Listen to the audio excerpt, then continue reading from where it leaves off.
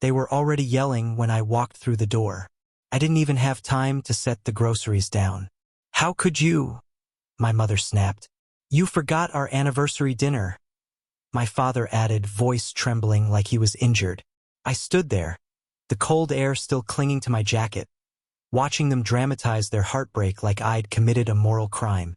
The irony tasted metallic, like blood from a split lip you don't bother wiping. I let them finish. It was almost poetic. What they didn't realize was that this wasn't forgetfulness. This was the finale. People assume betrayal comes from lovers.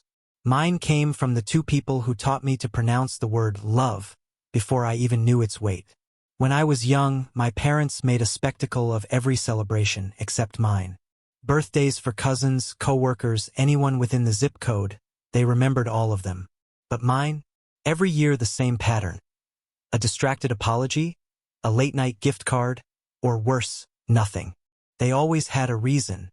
Work, exhaustion, stress. The excuses felt rehearsed, like they'd been practicing for months. I told myself it didn't matter, until it did.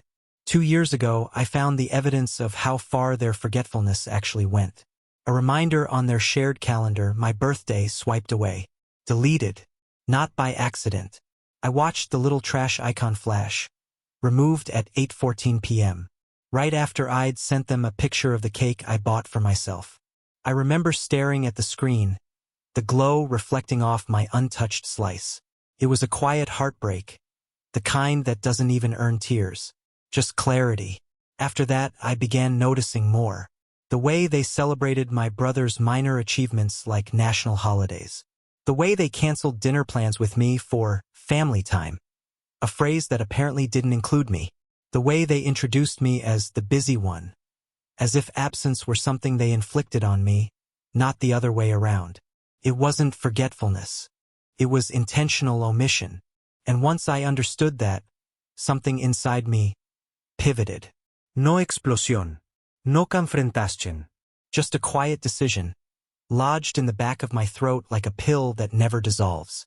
They had built a home where I was optional. So I built a plan where they would become the same. I kept showing up. Birthdays, holidays, dinners. Collecting every disappointed shrug, every accidental reminder that my existence was negotiable. I let them think I was still seeking their approval, like some obedient ghost hovering outside their spotlight. People reveal everything when they think you're harmless. I didn't sabotage. I simply stopped compensating. First, I let silence do the talking. No reminders. No nudges. No picking up the slack. They forgot their own dentist appointments, their subscription renewals, their HOA deadlines. Little embarrassments stacked like dominoes. They blamed each other at first, then the universe, never themselves. Then I moved to the deeper cuts. The family album? I scanned every picture I was missing from. It was easy, there were plenty. Then I printed them and mailed them to the relatives who'd always asked why I'd stopped coming around. I didn't add a note. I didn't need to. Words spread quietly, like smoke through walls. And finally, I waited. For the day their sacred anniversary arrived. The one they claimed was the only day that really mattered. Their words, not mine. They expected me to plan it. I always did. Restaurant reservations, gift coordination, invitations, surprises. They never thanked me. They just showed up. So this year, I didn't. Now here we were. How could you? My mother's voice cracked on cue. My father's face flushed with righteous fury. I studied them, the people who taught me everything except how to feel valued. I stepped closer, calm as a surgeon mid-operation. You want to know how I could forget your anniversary? I said. They quieted. Shock does that. I learned from the best. Confusion flickered across their faces. Quick. Frantic. I didn't let them find their footing. Every year, I continued, you forgot my birthday, not by accident. You deleted reminders. You ignored messages. You dismissed me, so I stopped trying. I stopped being your safety net. My father opened his mouth, but my mother grabbed his arm. And tonight, I said softly, was the first time you ever noticed my absence. That's the real problem, isn't it?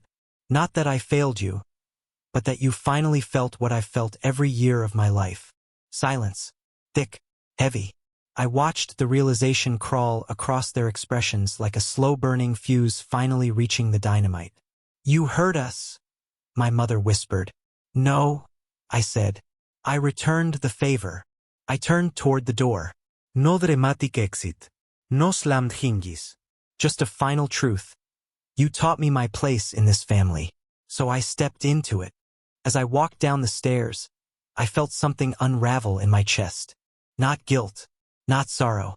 Relief. The kind that comes when you stop begging for a seat at a table that was never set for you.